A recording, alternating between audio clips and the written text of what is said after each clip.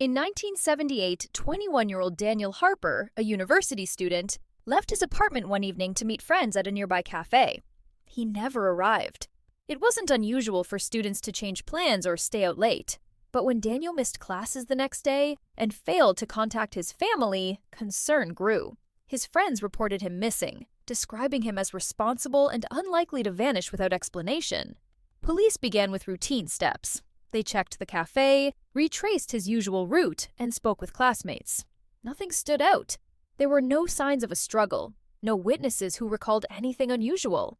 It was as if Daniel had simply disappeared. Days turned into weeks. Then a small detail shifted the investigation. A clerk at a local bookstore remembered Daniel stopping in the night he vanished.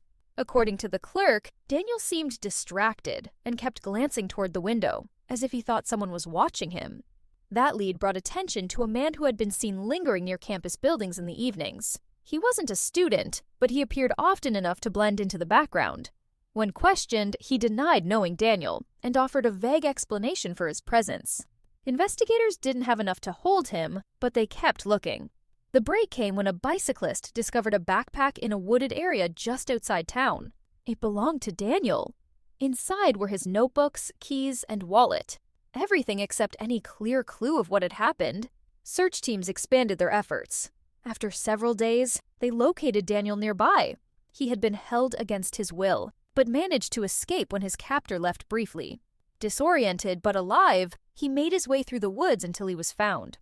Daniel later identified the man investigators had already questioned. The suspect was arrested and charged with kidnapping. At trial, prosecutors revealed that he had been watching students for weeks, choosing his target based on routine and predictability. Daniel had simply crossed his path at the wrong time.